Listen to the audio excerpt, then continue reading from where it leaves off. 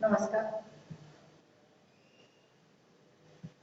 इतिहासाकडे वळून पाहिलं तर बरंच काही शिकण्यासारखं आहे. आणि शिवकालीन किंवा शिवाजीचा इतिहास हा खरोखरच आपल्याला पुढे नेणार आहे. ज्या वेळेला एखादं बक्षीस मिळतं किंवा पुण्यतिथीच्या दिवशी, शिवाजी महाराजांच्या पुण्यतिथीच्या दिवशी किंवा जयंतीच्या दिवशी दिलं जातं बक्षीस काही ठिकाणी, त्यावेळेला बक्षीस घेणाऱ्याला देणाऱ्याला दोघांनाही आनंद होत असतो. अरे वा, टिळकांच्या स्मृती प्रित्यर्थ मिळालं, सावरकरांच्या स्मृती प्रित्यर्थ मिळालं असं वाटत राहतं. पण बक्षीस घेतल्यानंतर मनामध्ये येणारा विचार असा की ज्यांच्या नावामुळे आपण बक्षीस घेतोय ती नवीन नक्षत्रे कशी आहेत. ही नभातली नक्षत्र आहेत, त्यांच्या नखाशी सहज आपल्याला नाहीये, त्यांच्या इतकी विद्वत्ता नाहीये, बुद्धिमत्ता नाहीये. कारण एखाद्या लायब्ररीत गेल्यानंतर मला बरेचदा असं वाटतं आपल्याला काहीच येत नाही, केव्हा वाचायचं, आता कुठे एवढं आयुष्य आपल्याला, असं वाटून जातं की आपल्याला काहीच येत नाहीये. आणि ज्या लोकांच्या नावाने आपण बक्षीस स्वीकारतो त्यांचे इतकं जरी आलं ना तरी खूप असं वाटतं. म्हणून त्यांना सावरकरांनी नवी नक्षत्रे असं म्हटलंय.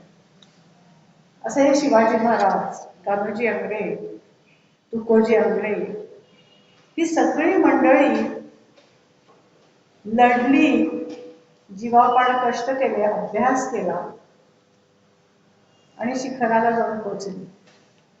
एक गोष्ट आहे, मुलं अभ्यास करायची, वर्गात छान अभ्यास करायची. त्यातल्या रघुनाथ नावाचा मुलगा अतिशय हुशार होता, पण परीक्षेचा दिवस आला की त्याला काही आठवायचं नाही. पेपर लिहायला बसला की म्हणायचा मला निम्मा पेपरच सोडवता तेव्हा की मला काहीही आठवत नाही. खरी वस्तुस्थिती होती.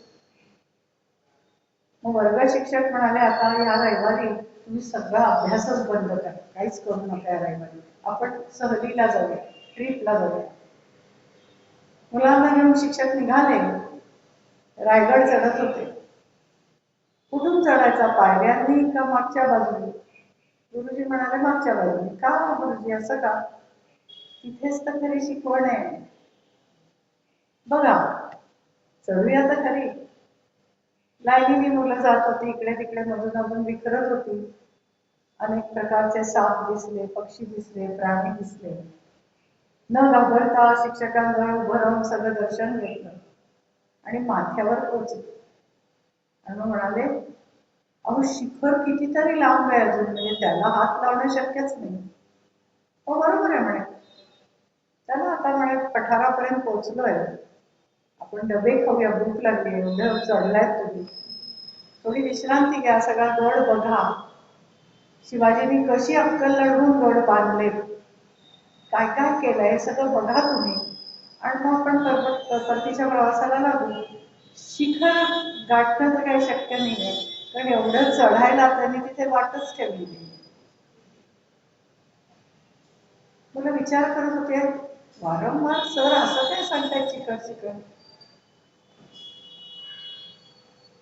मुलं आठवत होती का कशासाठी सांगताय. गंमत अशी झाली, सर म्हणाले अरे इतके अनुभव घेतले, इतकं पाहिलं, त्याचं वर्णन तुम्हाला लिहा म्हटलं तर लगेच लिहिता येणार आहे, कारण ते अनुभवलेलं आहे, अभ्यास केलाय, निरीक्षण केलेलं आहे आणि स्वतःच्या डोळ्यासमोर घडल्यामुळे लक्षात पण आहे. असाच अभ्यास आहे मुलांना की आपण अनुभव घेत घेत जातो आणि शिकत शिकत जातो, त्यात चुकतो, मागतो, मार्क कमी मिळाले, जास्त मिळाले, त्या मार्कांकडे जाऊ नका. किती कमावलं हे लक्षात घ्या, किती समजलं हे लक्षात घ्या आणि आईवडिलांनी त्या कमावण्याला पाठीवर थाप द्या असं मी सांगेन.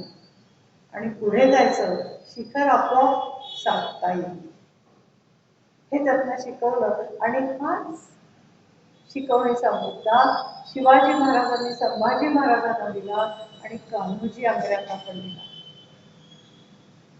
कान्होजी आंग्रे हे आंग्रे घराण्यातले सरदार, कर्तबगार पुरुष, दर्यावर्दी आंग्रे असं त्यांना म्हटलं जात. त्यांचा उदय शिवाजीपेक्षाही वेगाने झाला. त्यांचे वडील तुकोजी आंग्रे हे शहाजी राजाच्या पदरी होते. त्या काळात अलिबाग काय किंवा गोवा काय किंवा चौल काय ही सगळी कोकणाच्या आजूबाजूची गावं आहेत. तर या ठिकाणी राहत असताना किंवा तिथल्या समुद्रावर काम करत असताना या तुकोजी आंग्र्यांना असं दिसलं की सागरी मार्गाने शत्रू जास्त त्रास देतात. म्हणून तुकोजी आंग्र्यांनी काय केलं, त्यांचा खात्मा करण्याचा निर्णय घेतला, त्यांचा पराभव करण्याचा निर्णय घेतला, पोर्तुगीजांना त्रास देण्याचा प्रयत्न केला आणि तिथे सगळं जिंकून घेतलं. निदान त्यांचा त्रास तरी बंद केला. यासाठी खूप मोठं धाडस आहे, कारण आरमारी युद्ध हे काही सोपं नाहीये. पाण्यात राहून युद्ध करणं हे काही सोपं नाही. आणि जुन्या काळात, त्या काळात त्या आता सगळ्यासारख्या मोठ्या मोठ्या बोटी आणि त्याच्यावर सगळ्या सुविधा वगैरे असं नव्हतं. छोटी गोल नाव असेल तरी त्यातनंही करावं लागायचं, कोणतंही करायला लागायचं, जहाजावर नाही करायला लागायचं. आणि जहाज कोणाची होती तर पोर्तुगीजांकडनं लंपास केलेली जहाज होती आणि ती तुकोजींनी केलेली होती. आणि तुकोजींना शहाजीराजांनी आपल्या पदरी ठेवलं होतं. तुकोजी हे काम करायचंय आपल्याला, आपण शिकून घेऊ. मग यासाठी समुद्र खालनं बऱ्याच खालनं पोहता येणं, नाव डुबून पोहता येणं. उल्लेख असा आहे की नाव पाण्याच्या खाली घालून पोहत पोहत जाणं नावेच्या छोट्या नावेच्या आधाराने. ही अत्यंत कठीण परिस्थिती सुद्धा तुकोजी आंग्र्यांनी आत्मसात केली होती आणि आपल्याला त्यामुळे आज समुद्राचा वेढा मिळाला. हे अनंत उपकार आहेत शिवाजी महाराजांचे काय, शहाजी महाराजांचे काय किंवा तुकोजी आंग्र्यांचे आपल्यावर अनंत उपकार आहेत. म्हणून आज आपण इथे आलो, म्हणून आज जिवंत आणि म्हणून आज दोन्ही राज्यावरून सुखाने राहतो. हे जवान एक तिकडे रक्षण करत हिमालयात आणि ह्यांनी असं पेरून ठेवलंय सगळं. आता तुकोजी आंग्र्यांनी खरंच शहाजीराजांना सोडलं होतं बरं का, सैन्यातली नोकरी सोडून दिली. तिथे काही मतभेद वगैरे असा प्रकार नव्हता, वय झालेला होते. पण शिवरायांच्या आरमारात मात्र तुकोजी लक्ष घालायला होते की बारीक सारीक गोष्टींमध्ये लक्ष घालायचं आणि आरमार कसं चालतं, आरमारामध्ये काय करावं लागतं हे इतरांना मावळ्यांना शिकवायचं काम तुकोजी करत होते. त्यांनी शौर्य गाजवलं, सरनौबत झाले, मुख्याधिकारी झाले, सगळं पद सगळी सांभाळली आणि ते आपले घरी बसले. त्यांचा मुलगा कान्होजी, बिंबा त्याची आई. आता कान्होजींचा जन्म कसा झाला तर सुवर्ण गडावर झाला, सुवर्ण दुर्ग म्हणतात तिथे झाला. शिवाजीचं शिवनेरीवर झालं. या कान्होजीला त्यांनी आपल्या हातात ठेवलं होतं शिवाजी. पण 1680 ला शिवाजी मृत्यू पावला आणि किल्लेदार म्हणून कान्होजीची नियुक्ती झाली. आंग्रे घराण्याचा उत्कर्ष प्रामुख्याने कान्होजीने राखला, तुकोजींनी मिळवला आणि कान्होजीने राखला असं म्हणता येईल. कान्होजी आंग्रे अतिशय शूर, धाडसी आणि दर्यावर्दी. आता त्यांचं कृत्य कसे घडले? लहान असताना शाळा, शिक्षण, लिखाण, वाचन काही माहित नव्हतं. थोडं मोठे झाल्यानंतर जोशी नावाच्या एका ग्रस्तांकडे ते काम करत होते. गुरं राखायचे. आपली गुरं चरायला न्यायची आणि त्यांना राखायचं. 8-9 वर्षाचं वय होतं.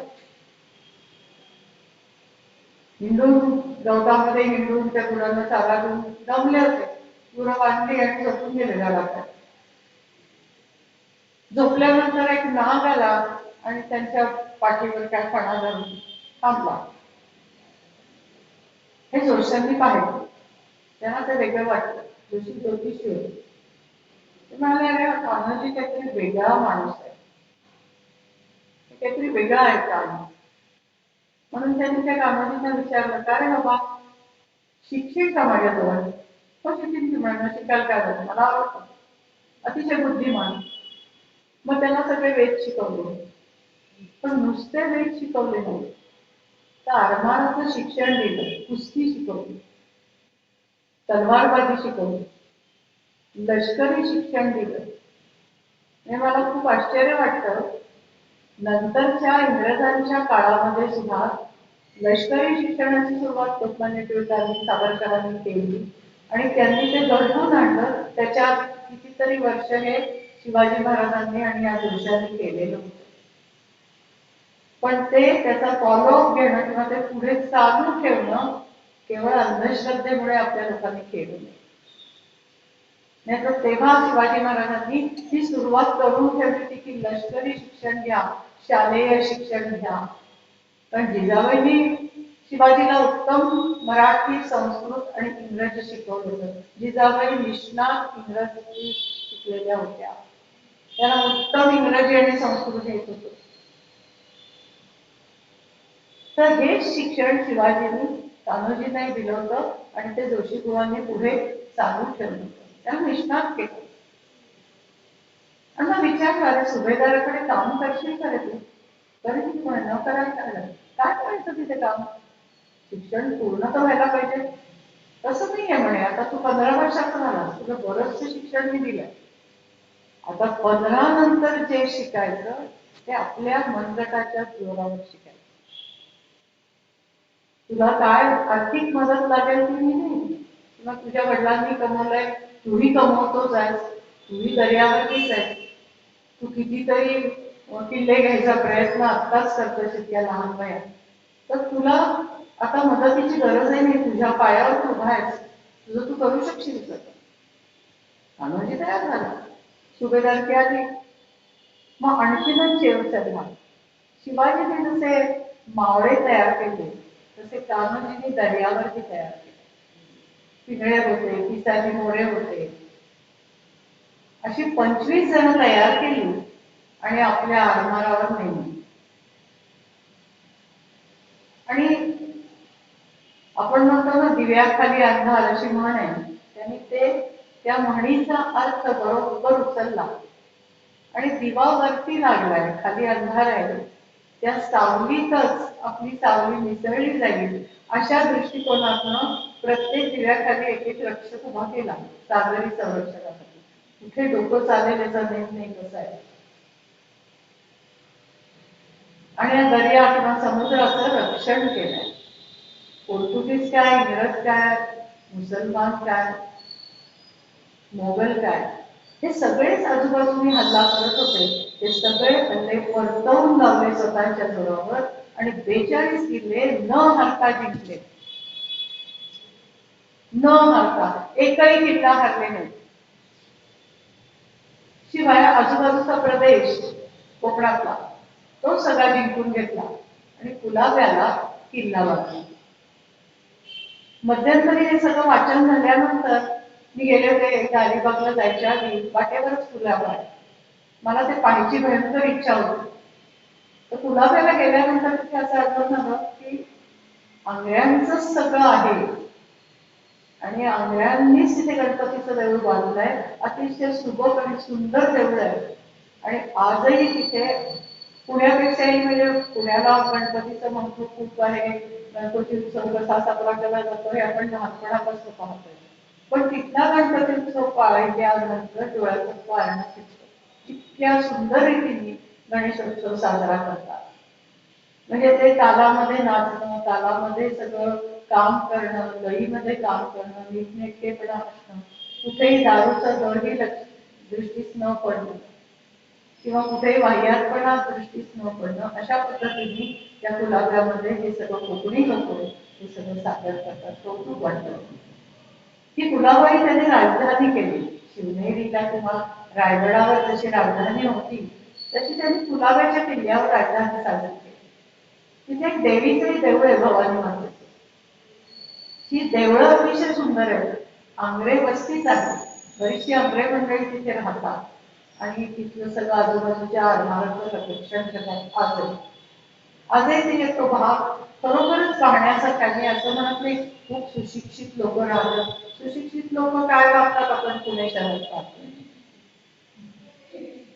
हे तो सुशिक्षितांचे मर्म असं म्हणावंच वाटतं काय की काय कसे राहतो आपण, कसे वागतो पाहतोय आपण. आम्ही शहाणे संपतच नाही. तर अशा रीतीने हे आग्रे घराणं होतं. आता यांचा जन्म कुठे झाला? पुण्यात झाला, आग्रेवाडी म्हणून ते आग्रे. आता त्यांनी नाथाला नवस केला होता बिंबाबाईंनी की बाबा रे माझा पुत्र पुत्री काय होणार असेल ते चांगल्या रीतीने जन्माला येऊ दे, सगळं चांगलं होऊ दे त्यांनी. आणि त्याला रोज आपलं त्या कामिकनाथाचं काहीतरी घरात पूजा करून अंगारा लावत असेल. म्हणून आडनाव अंगारे त्याचा अपभ्रंश अंग्रे झालं. आणि पुणे जिल्ह्यातलं आगरवाडी किंवा अंगरवाडी हे गाव होतं खेड तालुक्यात. तिथे जन्म झाल्यामुळे अंग्रे असं आडनाव पडलं. आणि नंतर त्यांचं शिक्षण हे जोशांनी जे केलं ते खेड शिवापूरच्या जोशांनी केलं. अजूनही तिथे त्या जोशांचा जोशी कोणी राहत नाही, पण अजून वाडा आणि ते मला असं वाटतं तिथल्या नगरपालिकेला वगैरे दिलेला आहे. तर अशा रीतीने हे सगळा इतिहास हा अंग्र्यांचा असा आहे. जोशीगोंकडे शिक्षण घेतलं, पण कान्होजींनी कुठल्याही जुन्या माणसांना बाजूला केलं नाही. त्या जोशांची तर व्यवस्था केलीच.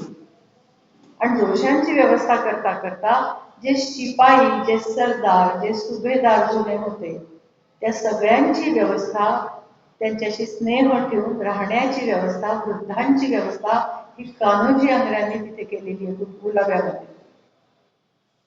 आता फत्तेगड आहे, हरणे बंदर आहे, दापोलीचं, प्रवाशांच्या ठाण्यांची लुटालूट आहे. इथपासनं सुरुवात ते किल्ले जिंकणं अशी आयुष्याची सुरुवात त्यांनी केली. आधी खलाशी येत आहेत, वाटेल तसं मासे पकडतायत, सोनं लुटतात, समुद्रात जे काय मालमत्ता मिळेल ती घेतात, ती घेऊन दिली नाही. मालमत्ता द्या, आपल्या वाटेने चालू पडा, नाहीतर शस्त्रास्त्र आहेतच माझ्याजवळ. बऱ्या मुलांनी ऐका, नाहीतर मी काही कोणी तुमचा हितचिंतक वगैरे होऊ शकत नाही. तर ठकास महाठक होईल, पण माझी जागा आहे, माझा प्रांत आहे, माझा देश आहे, तो मी वाचवायचा प्रयत्न करीन अशा बुद्धीने कान्होजींनी हे सगळं मिळवलंय. आणि मोंगलांचं जे अतिक्रमण होतं ते स्वराज्य संरक्षणासाठी होतं. संभाजीने यासाठी खूप प्रयत्न केला होता आरमार विकसित करण्यासाठी, पण संभाजीला एकट्याला ते झेपेना. संभाजी म्हणाला, कान्हू बाबा तू असल्याशिवाय हे होणे नाही. आणि ते तसंच झालं. इतकी बळकट शरीर यष्टी कमवली होती की रोज 1200 सूर्यनमस्कार, 1200 जोर, आणि त्या अनुषंगाने मोजून खाणं किंवा दूध पिणं, हे जे काही त्यांनी सांभाळलं स्वतःला, त्यामुळे शेवटपर्यंत उत्तमरित्याने राहू शकले. आता शेवटी मावळ प्रांत आहे, कोकण आहे, अलिबागचे लोक आहेत. अलिबागच्या अलीला सुद्धा त्यांनी गप्प बसवलं होतं की राहा, तू राहायचं असलं तर राहा बाबा, माझी हरकत काही नाही. पण आपल्या प्रांतात बरेच गावं हे जास्ती होते, तिथे त्याचाही पराभव केला. म्हणून ते अलिबाग आहे, दुसरं काही नाही. आणि अलिबाग आमचंच राहील, नाव असू दे, पण कान्होजीने त्याला मानवर गौरवली नाही तिथे अलिबागला सुद्धा. आता मराठी भाषेवरची किंवा संस्कृत भाषेवरची निष्ठा हे कान्होजीचं वैशिष्ट्य होतं. त्यांनी चौलचा मोगल अधिकारी मोहम्मद याच्यावर चाल केली. बऱ्या बोलांनी जा निघून, चौल माझं आहे, मी जिंकलेलं आहे, मला हे तुझ्या सैनिकांना मार, माझ्या सैनिकांना मार, तुला मार असला उपयोग करायचा नाहीये, पण तुला जर ते त्रासदायक होत असेल किंवा आमच्या सैन्यावर तू चालून येणार तर मात्र मी पुरून उडीन तुला. आणि तसंच झालं. या मोहम्मदाला आणि त्याच्या सैन्याला कान्होजी आंग्रे पुरून उरला एकटाच. सैन्य तर होतच, पण एकटाच पुरून उरला आणि तो पळता पुरी चोरी होऊन तो मोहम्मद पळून गेला शेवटी. आणि हे सगळं घडलं. बरेचसे किल्ले हे नवरात्र किंवा दसरा अशा पद्धतीने त्यांनी घेतलेले, की दिवाळी झाली की युद्धाला जायचं आरमारामध्ये, दर्यामध्ये, आणि जिंकून दसऱ्यापर्यंत परत यायचं. दसऱ्याच्या आधी जायचं किंवा आधी गणपती नंतर जाऊन दसऱ्याला परत यायचं, दिवाळी नंतर नवरात्राच्या आधी परत यायचं. अशा पद्धतीने त्याचं सगळं प्लॅनिंग म्हणतात त्याला, ते चालू असायचं. आणि म्हणून त्याला दसरा राजा असं म्हणतात. बरेच ठिकाणी मावळ प्रांतामध्ये दसऱ्याला निदान काहीतरी हातात आलंय असं. आता मोहिते नावाचे ग्रस्त होते. कुठे होते ते? तर सुवर्णदुर्गावर होते. आणि सिधोजी गुजर नावाचे ग्रस्त होते. ते मुघलांना मिळाले होते पैशासाठी. राजाराम महाराजांचं राज्य होतं, अतिशय गोंधळी. ताराबाईंनी कोकणचा प्रांत आपल्याजवळ ठेवलेलाच होता. मग कान्होजी म्हणाले, मी कुणाच्या बाजूने जाणार? राजारामच्या जाणार, ताराबाईंच्या जाणार, का माझा स्वतंत्र राहू शकणार? त्यांनी आधी काय केलं, तो मोहित्यांची उचलबांगडी केली, सिधोजी गुजर यांची उचलबांगडी केली, पण त्यांना सन्मान द्यायचा होता तिला. त्यांची सगळी व्यवस्था करून त्यांना बाजूला केलंय. त्याच्या मधल्या काळामध्ये राजारामाचा मृत्यू झालाय. राजारामाचा मृत्यू झाल्यानंतर ताराबाईंना सांभाळून घेतलंय आणि खास पथकं उभारली घोडेस्वारांची, चौक्या उभारल्या, गुड्या उभारल्या, आणि त्या सगळ्या बाजूच्या सागर किनाऱ्यावर जो कोकण किनारा संबंध सगळ्या बाजूने आहे त्या सगळ्यावर आपला अंमल चालू ठेवला. का? तर ताराबाईला कोणी फसवू नये. शिवकालीन जे काही महानत आहे ती जाऊ नये म्हणून कान्होजींनी ही व्यवस्था केली. ती केवळ स्वतःचा प्राप्त वाढावा किंवा स्वतः कोणीतरी आवत असं दाखवायचंय म्हणून नाहीये. तर शिवकालीन सगळं जपणं हे माझं आद्य कर्तव्य आहे, हे मान्य करून किंवा हे मानून त्यांनी तो दर्या सगळा आपल्याकडे परत घेऊन तिथे आपली मुहूर्तमेढ रोवली आहे. असं आज पाहायला मिळालं तर किती बरं होईल. की केवळ हा देश आहे, सगळा सागर किनारा आपण वाचवूया. कुणासाठी हे करायचं? देशातल्या लोकांसाठी. आणि लोकांनी ते अर्थात समजून घ्यायला हवं. 1702 ला काही व्यापाऱ्यांची जहाजं, मुघलांची जहाजं ही येत होती. याच्यामधनं येताना काहीच माल यायचा नाही, पण जाताना मात्र आपल्याकडचं मर्सराइज्ड कॉटन, कॉटन म्हणजे सुती कापड, मर्सराइज म्हणजे मलमल, मऊ सुती कापड हे लोक जहाजाने घेऊन जायचे आणि दामदुप्पट पैशाने आपल्या देशात विकून आपणच नफेखोरी खायची. आणि आपले पैसे आपल्याला मिळायचेच नाहीत, आपल्याला फक्त मोलमजुरीचे पैसे मिळायचे, कापड विणण्याचे, कापूस पिकवण्याचे, कापड तयार करण्याचे पैसे नाही मिळायचे, तर कापड नुसते विणण्याचे पैसे द्यायचे, बाकी नाही. हे कान्होजींनी बंद केलं. का? त्यांची जहाजं लुटली आणि आपल्या ताब्यात घेतली. आधी आपल्याकडे जहाजं नव्हती. त्या जहाजाची बांधणी सुद्धा शिवाजी महाराज आणि संभाजी महाराजांनी केलेली आहे. आणि हे शिक्षण सुद्धा कान्होजी आंग्र्यांनी नुसत्या निरीक्षणातनं घेतलेलं आहे. जसं शस्त्रास्त्रासारखं शिक्षण टिळक, सावरकर आणि या लोकांनी इंग्लंडला जाऊन नुसत्या रात्री फिरून ते बुद्धीने शिक्षण घेतलं आणि आपल्याकडे शस्त्रास्त्र निर्मिती सुरू झाली. कर्मगरमध्ये संयोगाने ती ॲम्युनेशन फॅक्टरी आज उभी आहे, त्याच जागेवर सुरू झाली होती. हे आणि भाग्य आहे की एखादी जागा त्यासाठी परमेश्वराने नेमून द्यावी तसा तो योगायोग आहे. म्हणजे हे अतिशय अवघड काम सुद्धा साध्या शिक्षणातनं एखाद्या माणसाने वरदहस्त ठेवावं, जसं शिक्षण द्यावं तसं ते शिक्षण मिळालेलं आहे. असं काय वर्ग भरलाय, पुस्तक घेतलंय आणि त्याप्रमाणे सगळं शिकवलंय, सगळं आता मला येत आहे असं नव्हतं. गाईडलाईन मिळायची, आपलं आपलं शिकायला लागायचं. हे सगळ्यात कौतुकास्पद आहे. औरंगजेबाचं निधन झालं 1707 मध्ये आणि कान्होजी पुन्हा खडबडून जागा झाला. औरंगजेब त्याला अवतारी पुरुष म्हणायचा, संतान पुण्य पुरुष म्हणायचा. पुण्य पुरुष की संतान आहे असं म्हणायचा.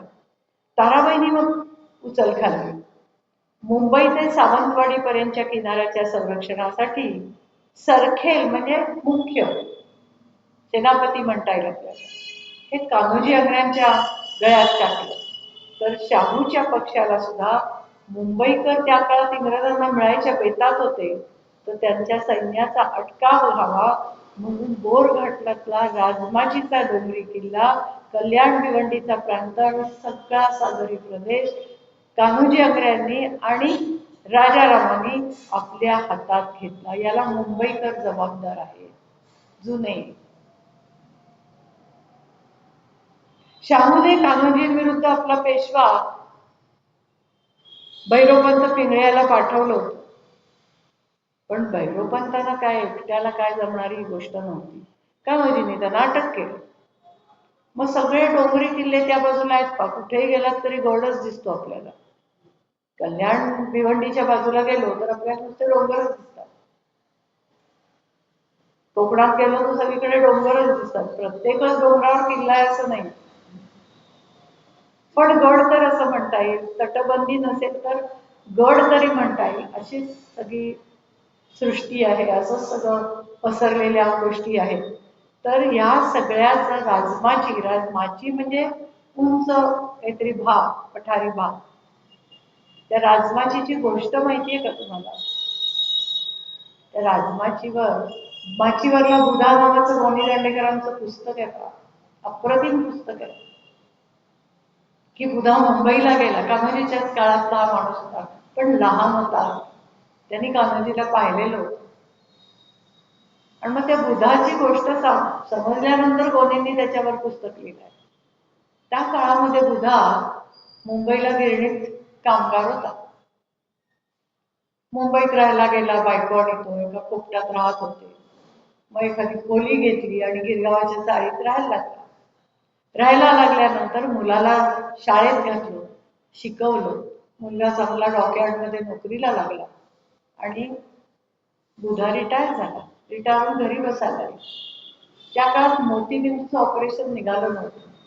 मोतीबिंदूने दोन्ही डोळे गेले होते. ऑपरेशन नाही, काही नाही, काहीतरी कसला तरी चीक घालायचा आणि बरं वाटलं त्याची वाट बघत बसायचं. पण कसलं तरी काहीतरी करून औषध घालून बरं होईल याची आशा करत राहिला. पण एक दिवस असा होता, त्याला वाटलं आता की आपलं खरं नाही. बायकोही गेली. बुधा म्हणाला मुलाला, मी जातो, माचीला जातो. माची म्हणजे ती राजमाची. मुंबईहून डेक्कन वगैरे आलात तर आपल्याला राजमाची दिसते, की माझ्या ते ठिकाणी जाऊन राहील. आणि त्या ठिकाणी तो राहायला आला. मुलाने आणून सोडलं. माची म्हणजे काय, जंगलाचा भाग आहे राजमाची. आता तिथे वस्ती झाली नवीन काळामध्ये. तर तिथे आला राहायला, एक खोपटं बांधलं आणि राहायला लागला. गावात कोणीतरी सामान आणून द्यायचं, तांदूळ गुळ काहीतरी एवढं आणून दिलं. त्याच्यावर दुधाचं भागायचं, एक चूल पेटवायची, भातातच भाज्या घालायच्या, एखादी भाकरी थापायची, खायची. दुधाचं जीवन चांगलं चाललं होतं. पण एखादा काय झालं, त्याला त्या जंगलामध्ये वाघराची चाहूल लागली. वाघ लहान असेल वाघ, पण वाघाची चाहूल लागली. वाघरू आलं, खाईल ना मला. मग एखादं कुत्र पाळावं, एक छोटं पिल्लू पाळलं. पिल्लू पाळल्यानंतर त्याला वाटलं हे ओरडायला लागेल आणि आपल्याला कळेल वाघरू आलं, आपल्याला आपलं संरक्षण करत नाही. त्या खोपट्याच्या दाराला काठ्या लावून ठेवल्या, सगळी स्वतःची व्यवस्था करून ठेवली. अनेक महिने गेले, पिल्लू वाढत होतो, फार 6-8 महिने गेले आणि रात्रीचं कुत्र केकटायला लागलं, खूप केकटायला लागलं. बुधा म्हातारा झाला होता, डोळ्यात टीक आली होती, दिसत तर काही नव्हतं. त्याला वाटलं हे का केकटतंय म्हणून त्याला आत घेतला. आत घेतल्यावर गप्प झालं, पुन्हा बाहेर ठेवल्यावर लागलं केकटायला. पण बुधाच्या लक्षात नाही आलं की वाघरू आलाय हे पुन्हा विसरला. आणि वाघाची चाहूल लागली, पुन्हा आत आल्यावरही कुत्र केकटायला लागलं. तरी बुधाच्या लक्षात नाही आलं. त्याने पिल्लाला बाहेर ठेवलं, कुत्र्याला बाहेर ठेवलं. काही वेळ केकटत होतो, थोडा वेळ आवाज येईन असा झाला, तरी बुधाच्या लक्षात आलं नाही. आणि मग एक गोष्ट लक्षात आली बुधाच्या, अरे आपल्याला ताप भरलाय, आपल्याला दिसत नाही आणि आपल्याला उठता येत नाही आणि आपल्या लक्षात येत नाही, आपल्याला ताप भरलाय. अरे बापरे. आणि जुन्या काळात मी बऱ्याच गोष्टींमध्ये असं वाचलंय की ताप आला की काहीतरी भयंकर झालंय असं घरामध्ये वातावरण व्हायचं. म्हणजे किती लोक सशक्त होती असं वाटतं की सहसा ताप कुणाला येत नसावा. आणि तो बराच चढलेला ताप होता. आजूबाजूची लोक सांगत होते त्याला, अरे बाबा मुलाकडे जा, औषध पाणी कर, बरा होशील. एवढ्याशा तापाला काय व्हायचंय, झाडपाल्याचं औषध घे, कुठे काय घे करत काही दिवस जगला. पण त्या दिवशी काय माहित नाही, थोडा वेळी दार उघडलं, पहाटे झुंजू झालं, दार उघडलं तर कुत्र्याला सफाच्याट खाल्लं होतं, फक्त बाहेरचं कातड त्याच्या आकाराचं शिल्लक ठेवलं होतं वाघाला. असं वाचल्यानंतर आपल्या पोटात धस्स होतं. पण एका बाजूने विचार केला तर असं वाटतं की काय स्किल आहे, म्हणजे दुसऱ्या प्राण्याला खाताना त्याचं कातड स्वच्छ पुसून ठासून ठेवायचं, हे सुद्धा एक प्रकारचं कौशल्यच आहे असं कुठेतरी वाटत झालं. मुलांनी ते कातडं पुरलं, डोळ्यात पाणी आलं, काही बोलला नाही, अंथरुणावर पडून राहिला. चुलीवर भात मात्र शिजलेला होता, त्याच्यात कुठला तरी पाला घातलेला होता. वैदू कोणीतरी येऊन डोळ्यात औषध घालून गेला होता, कसला तरी चीक, म्हणून ते बाहेरचं दिसत होतं त्याला. आणि मनात विचार काय असतील, माझा शिवबा असता आता तर मला असं राहू दिलं नसतं. हे मुलगा मुंबईत बोलवतोय ते कुठेच गेलं. पण तो शिवाजी महाराज आठवले त्याला की त्यांनी कशी समाजाची व्यवस्था केली होती. हे वाक्य आहे त्याच्यात की माझा शिवबा असता तर आता असं झालं नसतं. त्यांनी जे राजकारण केलं ते आत्ताच्या लोकांना जमत नाहीये. प्रजेला कसं वागवावं, प्रजेचं रक्षण कसं करावं, हे शिवबाच करून जाणे, हे आजही आपण विसरू शकत नाही. की सुरतेची लूट झाल्यानंतर त्या लुटीमध्ये एक मुसलमान सुंदर स्त्री पण पाठवली होती त्या लोकांनी. तर शिवबाने तिची कणा नारळाने ओटी भरून तिला साडी सोळी देऊन परत पाठवलंय की आम्ही असे उद्योग करत नाही. आमच्या घरी माहेरवाशीण आली तर तिला आम्ही असं पाठवतो, हे त्यांनी करून दाखवलं. ती आठवण ह्या सगळ्या समाजाच्या मनामध्ये आजही आपल्या मनामध्ये भिनलेली आहे की असं चांगला माणूस असं वागणारच नाही. तसाच हा बुधा आहे. आणि मग 4 दिवसात तो मरून पडतोय, मुलगा येऊन त्याचा क्रियाकर्म करून परत जातोय, अशी ती कथा आहे. तर यातनं शिकायचंय काय आपल्याला, की खरं तितका काटकपणा किंवा एकटं राहण्याची क्षमता, पात्रता, सहनशक्ती हे कुठून आलं. जे मुलाशी पटत नाही, सून देत नाही असं पण काही नव्हतं. पण तरी सुद्धा ही शक्ती आली कुठून. तो काळच असा होता. त्या काळानेच सगळ्या समाजाला, समाजातल्या लोकांना असं शिक्षण दिलंय. त्याला लोकशिक्षण असं म्हणतात. आणि तीच आजच्या काळाची खरं म्हणजे गरज आहे, लोकशिक्षणाची. वागावं कसं आणि काय करावं, की जे काय मी नोकरी करतोय त्यातले 2 पैसे देशासाठी आहे, त्यातले 2 पैसे समाजासाठी. किती मी असं म्हणते, तुम्ही रुपये उधळा, पण आपलं दारापूर ओनरशिप फ्लॅट्समध्ये राहतोय आपण सगळे, दारापूरचं तरी आपण स्वच्छ करतो का? प्रत्येकाने आपल्या दारापूरचं स्वच्छ ठेवलं तर जिल्हा स्वच्छ राहील. परिसर स्वच्छता, केस विंचरायचे खाली टाकायचं, हे जर आपण शिकलो तर हेच खरं लोकशिक्षण आहे. आणि हेच या थोर मंडळींनी आपल्यापर्यंत पोहोचवायचा प्रयत्न केला. हे सगळं जिंकणं यासाठी एकट्या कान्होजीची ही मधुमकी नाहीये, त्यांनी तर केलंच आहे, त्यात प्रश्नच नाही काही, म्हणजे अगदी दंडवतच आहे त्यांच्या पुढे. परंतु तरी सुद्धा शिवाजी महाराजांनी असो किंवा आपल्या सगळ्या क्रांतीवीरांनी असो किंवा कान्होजी अंगरांनी असो, यांनी जमा केलाय आणि त्यांना चांगलं शिक्षण दिलंय, वाईट मार्ग सांगितला नाही. अशा शिक्षणाची आज अपेक्षा आहे की राजनैतिकांनी काय करावं, असे लोक गोळा करा आणि त्यांना असं या पद्धतीने शिक्षण दिलं तर कुठल्या कुठे आपण युद्ध जिंकू शकू क्षणामध्ये. आपल्याजवळ तेवढी पात्रता, क्षमता सगळं आहे, हातात सगळं आहे. आज जर तुम्ही पाहायला गेलात, मला कौतुक म्हणून नाही सांगायचं, पण मोदींचे चुलत भाऊ कोणी म्हातारे येते साध्या आश्रमात राहतात. कालच काहीतरी टीव्हीवर याच्यावर दाखवत होते का मोबाईल, आश्रमात कोण कोण राहतात, एक विंग कमांडर आहेत आश्रमात, शांतपणे राहतात.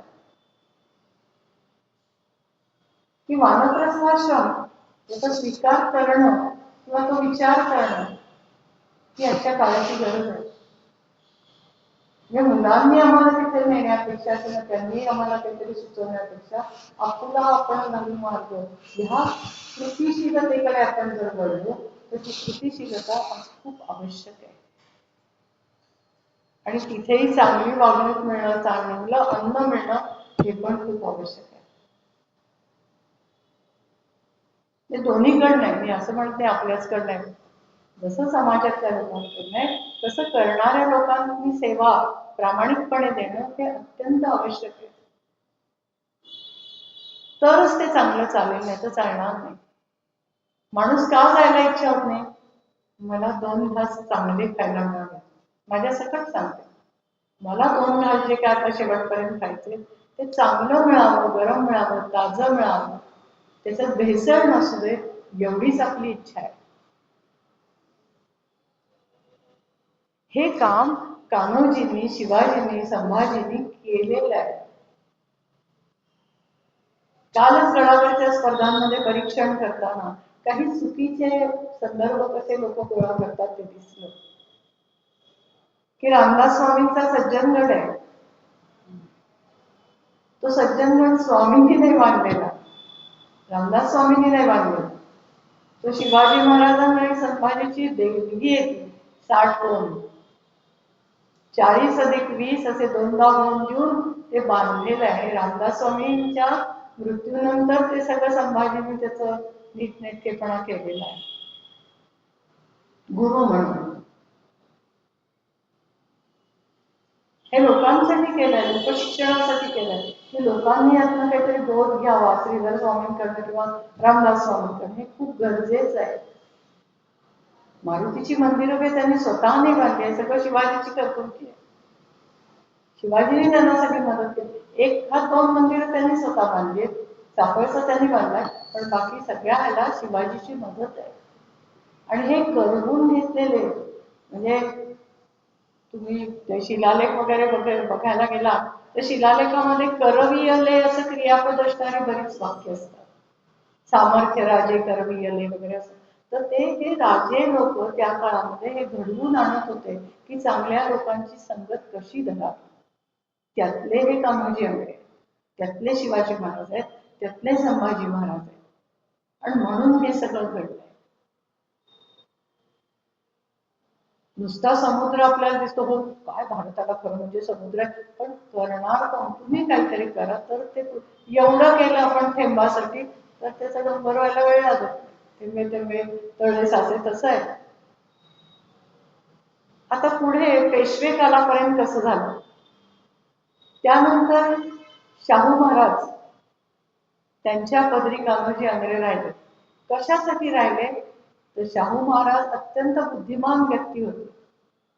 तर त्यांना त्यांच्या सरदार लोकांना किंवा त्यांच्या सैनिकांना किंवा त्यांचे जे कोण फॉलोअर्स होते, त्यांना मानणारे लोक होते, त्या सगळ्यांना लोकशिक्षण देण्यासाठी कान्होजी आंग्रे शाहू महाराजांच्या पदरी राहिले होते.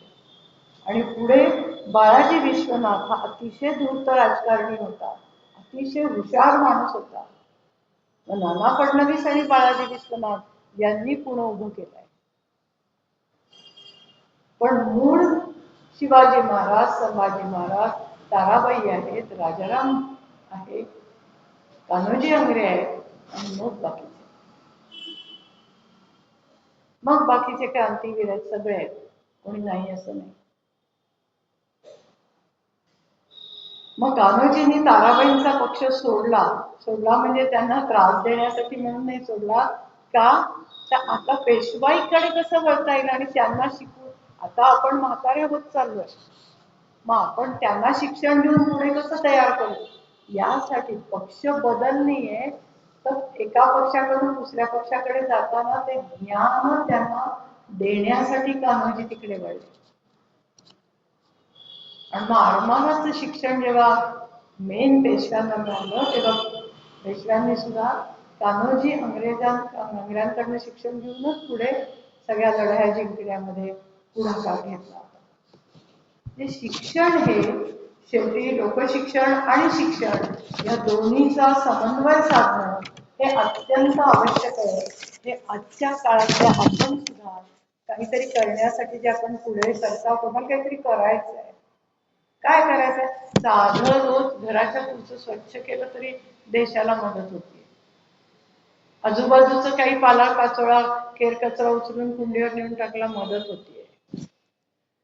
आपण स्वच्छ नीटनेटकं राहण्यानी आणि आवश्यक तेवढंच खाण्यानी, खर्च कमी करण्यानी देशाला मदत होती. 4 मुलं आहेत गरिबाची, त्यांना शिकवण्याने लोकशिक्षण मिळत आहे, आपली देशाला मदत होती. कुठेही एवढ्याशा कामाने मदत होती. आणि कान्होजी प्रत्येक ठिकाणी काय करत? भेटी घेत, बैठका घेत, बोलणी करत, आणि बोलण्यानंतर जो पक्का विचार ठरेल, तो खरा विचार, तोच फक्त टिकून ठेवायचा. मिनिट्स ऑफ मीटिंग आपण म्हणतो की मीटिंग झाली, सभा झाली, बैठक झाली की त्यातले मुद्दे आपण लिहितो. खरा विचार असेल तो मुद्दा आहे, बाकीचं काय चर्चा काय होता, तो लिहायचं काय हे कळलं पाहिजे. हे यांच्याकडनं शिकण्यासारखं आहे. आणि नेहमी ते असं म्हणत असं की आपले जे विचार आहेत, माझा जो विचार आहे, मी जो बदलतोय स्वतःला किंवा समाजाला बदलण्याचा प्रयत्न करतोय, याला फक्त कारणीभूत शिवाजी महाराज आणि रामदास स्वामी आहे. कारण रामदास स्वामी ठकासे व्हावे महाटकसे होते. ते कोणाचं चांगलं असेल तर त्याचं चांगलंच होणार आहे, पण वाईट वागलास किंवा समाजाचं वाईट करत असेल तर तिथे आम्ही टोकून काढणार. म्हणून त्यांना राष्ट्रीय संत असं म्हणतात. आणि तसंच राष्ट्रीय महापुरुष कान्होजी आंग्र्यांना म्हणतात. आणि एकच मायनस पॉइंट किंवा वजा करण्यासारखा पण म्हणजे जंजिरा कुणालाच घेता आला नाही. जंजिरा किल्ला काय त्याचं नशीब होतं मला माहित नाही, त्या किल्ल्याचं आपल्या लोकांचं, पण शिवाजीलाही घेता आला नाही आणि कान्होजी आंग्र्यांनी ते मात्र एक सल त्यांच्या मनात मृत्यूपर्यंत होती. पण पक्ष बदल म्हणजे हा पक्ष सोडून त्या पक्षात गेला तरी त्यांची मिळकत कमी नाही झाली. आज के हजारो वर्षांपूर्वी 34 लाख कोट म्हणजे आताचे तितके कोट झाले, आणि त्याच्या 1.5 पट सोन्याची किंमत. आणि हे त्यांनी कशाला दिलं शेवटी मरताना? आरमाराच्या विकासासाठी, स्वतःसाठी काहीच ठेवलं नाही.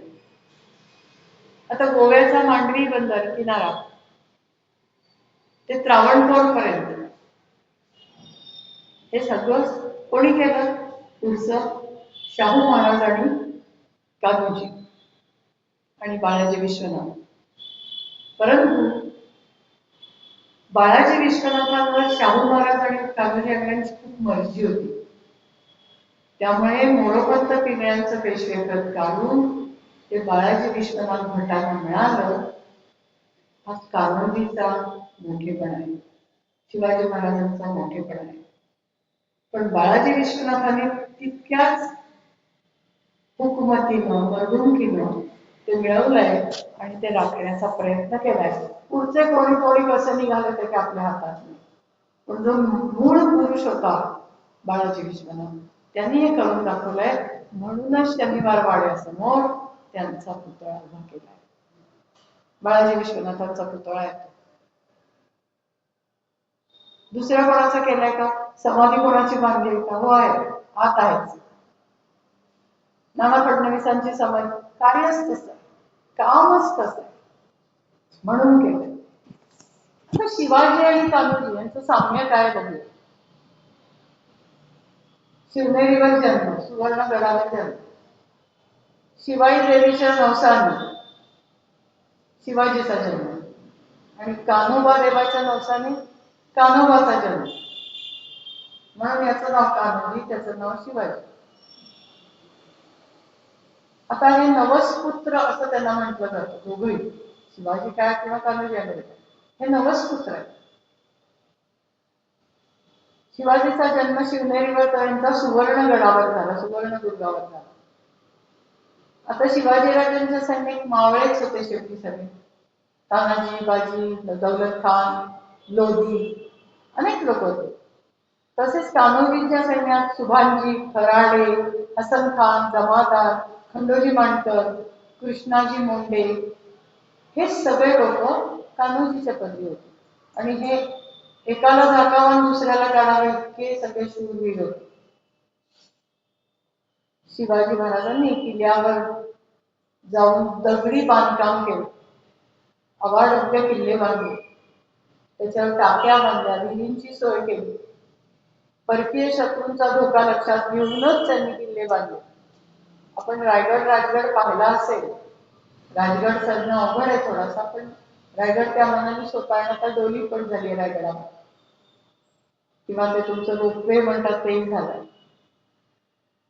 पण शिवनेरीवर आता सध्या त्याची अवस्था जरी चांगली नसली तरी जे दगडी बांधकाम आहे, त्याची जी रचना आहे, त्या ज्या टाक्या बांधलेल्या आहेत, ते स्वच्छ करण्याचं सामर्थ्य सुद्धा आपल्यात उरलं नाही.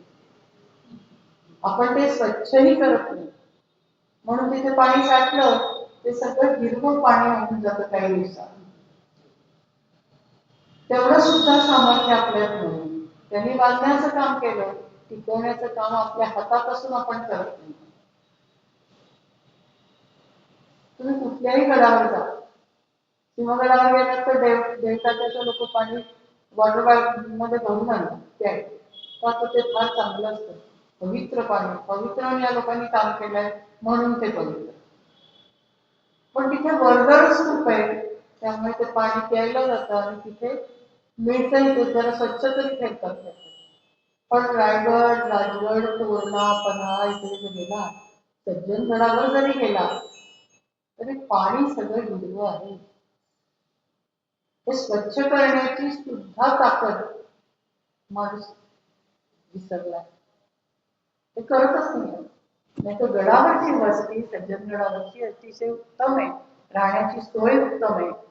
मी दरवर्षीच शाळेच्या मुलांना घेऊन जातात विद्याव्रत घ्यायच्या आधी तिथे गडावर 15 दिवस शिबिर असतं.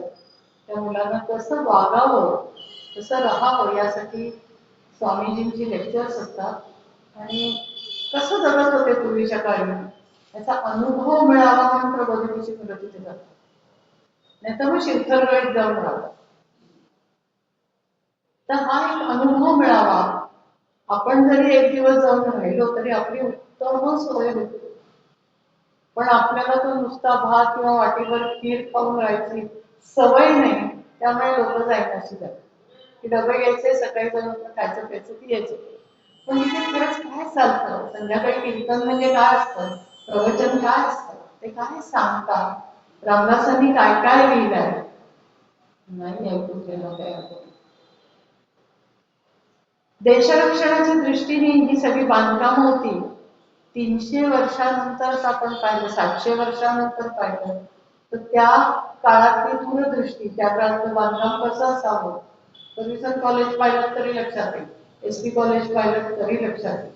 सगळ्यात उत्तम नमुना म्हणजे शिवाजी प्रिपरेटरी स्कूल. ते पाहून या तुम्ही, पाहण्यासारख्या इमारती आहेत. आगा खान पॅलेस पाहून या.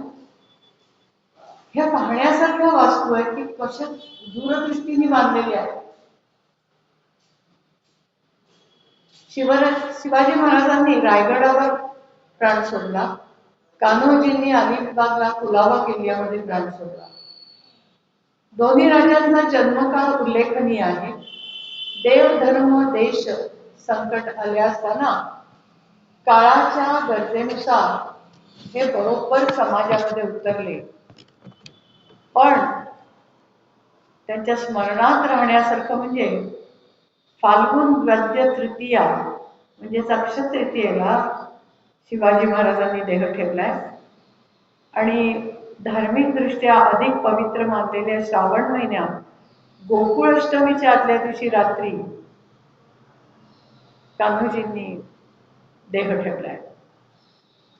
शिवाजी महाराज 3 एप्रिल 1680 ही पण तारीख सांगितली जाते. 4 जुलै 1719 कान्होजींची तारीख आहे. म्हणजे मला आता याच्यात नाही आठवलं की विवेकानंदांचा मृत्यू सुद्धा 4 जुलैलाच आहे. म्हणजे 2 एक प्रतितयश व्यक्तींचा मृत्यू एकाच दिवशी व्हावा असा एक योग त्यातनं मला आत्ता सांगायच्यात नाही लिहिलेला, पण आठवलं की 4 जुलै 1902 साली विवेकानंदांचा मृत्यू आहे. आता उंच डोंगर माथ्यावरील किल्ल्यात जमलेल्या शिवरायांनी खूप उच्च प्रतीचं स्वराज्य आणि सुराज्य निर्माण केलं. आणि तसंच आर्यावर्त किंवा सागरी किल्ल्यामध्ये विशाल सागरासारखं विशाल कार्य कान्होजींनी केलं. पेच डावपेच युक्त्या प्रयुक्त्या आणि सगळीकडे विजयश्री संपादन केलेली ही दोन्ही व्यक्तिमत्व कधी हार मानणार नाहीत, माघार घेणार नाहीत. पण जंजिराच्या वेळेला मात्र किती शर्थीचे प्रयत्न केले तरी दोन्हीकडे दोघांनाही माघार घ्यावी लागली. भगवे ध्वज दोघांनी मान्य केले, भगवे ध्वज दोघांनी फडकावले. कान्होजी आंग्रे आणि शिवराय पुण्यतिथी समारंभ सगळीकडेच होता. दोन्ही राजांचे राज्य धर्मनिरपेक्ष आणि सर्वधर्म समभावाचे होते. शिवाजी आणि कान्होजी खूप धोकादायक प्रसंगांमधून गेले, पण त्या भवानीने त्यांना वाचवलं. दोघांनी स्वराज्य कार्यात आड येणाऱ्या स्वकीयांची पर्वा केली नाही, तर त्यांना योग्य शासनच केलं. मग तिथे घरातल्या लोकांनाही कोणी काही त्रास दिलेला घरात किंवा घरातल्या लोकांनी त्रास दिलेला असेल तर त्यांना शिक्षा द्यायलाही दोघांनी कमी नाही केलं. चुकलाच ना शिक्षा भोगायला, केलंच ना वाईट दुसऱ्याचं घे शिक्षा. असे राजकर्ते असल्यानंतर ते राज्य सुराज्यताने होणार, स्वराज्यताने होणार. हेच 2 शब्द त्याला योग्य आहेत. आजचं म्हणता येईल तसं नाही म्हणता येईल. त्याच्यासाठी मनाने बदलायला हवाय, वृत्तीने बदलायला हवाय, बुद्धीने बदलायला हवाय आणि तार्किकता वाढवायला हवी. शिवाजी महाराज एकदा त्यांच्या म्हणण्यामध्ये असं म्हणालेले मला कुठेतरी वाचलेलं आहे की खरंच म्हणजे मस्जिद किंवा आणखीन काही देवळं असतील, सगळ्यांची अग्यारी असेल ती खूप मोठी मोठी असतात आणि आपली देवळं लहान का असतात अशी. त्यांना प्रश्न विचारला. शिवाजी महाराजांनी उत्तर दिलं, गाभारा लहान असेल, गाभारात खूप लोकांना बसण्याची सोय नसेल, कारण पात्रता असलेलीच लोक गाभाऱ्यात बसतात आणि तो जो मंत्रोच्चार केला जातो त्या मंत्रोच्चाराचे जे पडसाद आहेत ते जे आपल्या मनावर किंवा शरीरावर आघाताने काहीतरी त्यातनं पवित्रता जी निर्माण होते, त्यासाठी छोटी छोटी मंदिर आहेत आणि म्हणून तो गाभारा आहे. तुम्हीच विचार करा, कुठेही जा, शिवालयाच्या बाहेरचं अंगण मोठं असतं, शिवालय छोटं असतं, गाभारा छोटाच असतो. आणि रोजच्या मंत्रोच्चाराचे जे काय पडसाद आहेत ते त्या गाभाऱ्यामध्ये होत असतात. आणि म्हणूनच आपण हो आज गाभाऱ्यात जाऊन दर्शन घेतात, हा जो काही आपल्याला मिळणारा आनंद आहे तो काही वेगळाच असतो. आणि म्हणूनच आपण शिवकालीन मंदिर असं म्हणतो, पेशवेकालीन मंदिर असं म्हणतो. जोगेश्वरीचा गाभारा छोटा आहे, कसबा गणपती छोटा आहे,